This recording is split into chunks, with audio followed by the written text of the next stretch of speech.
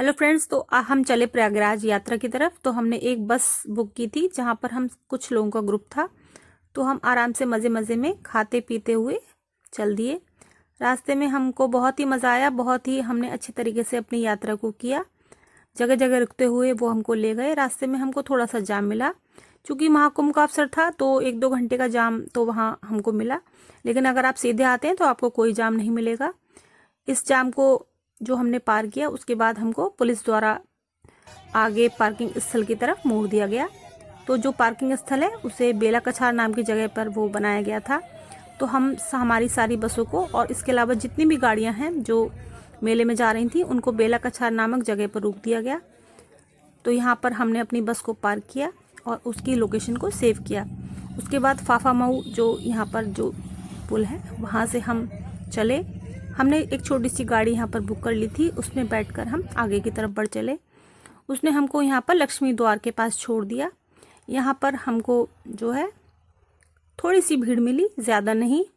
फिर यहाँ से हमने ई रिक्शा बुक किया और चल दिए आगे घाट की तरफ। सबसे नज़दीक जो घाट है वो दशाश्वमेध घाट है, वहाँ की ओर हम चल दिए।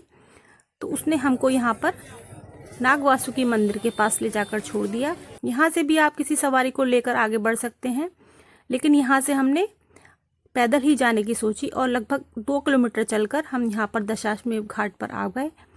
चूँकि शाम का वक्त था और सूर्यास्त से पहले ही स्नान करना होता है।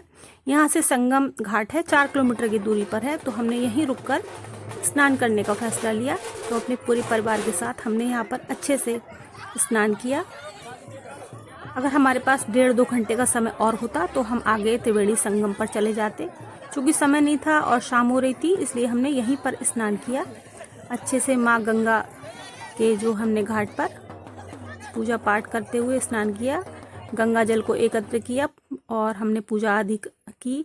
शाम का वक्त था तो यहाँ पर लाइट्स भी काफ़ी जल गई थी। बहुत ही अच्छा शाम का दृश्य यहाँ पर दिखाई दे रहा था। आरती का वक्त भी हो चला था और सभी लोग आरती के लिए भी यहाँ पर एकत्रित हो गए थे।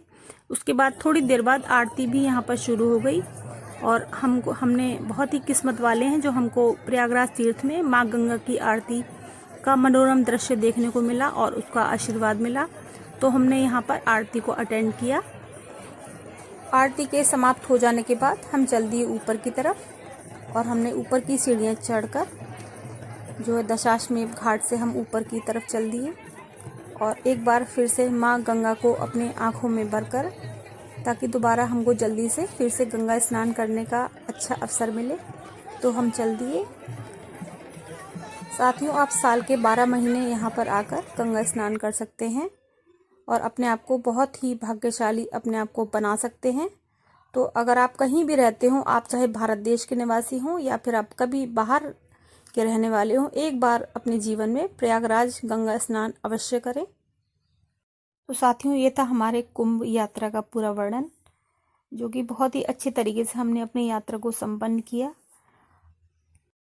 एक बात का आप आते समय यहाँ पर ध्यान रखें कि आप उस समय पर आएँ कि आप शाम से पहले ही स्नान कर लें और शाम की आरती भी आपको अटेंड करने को मिल जाए।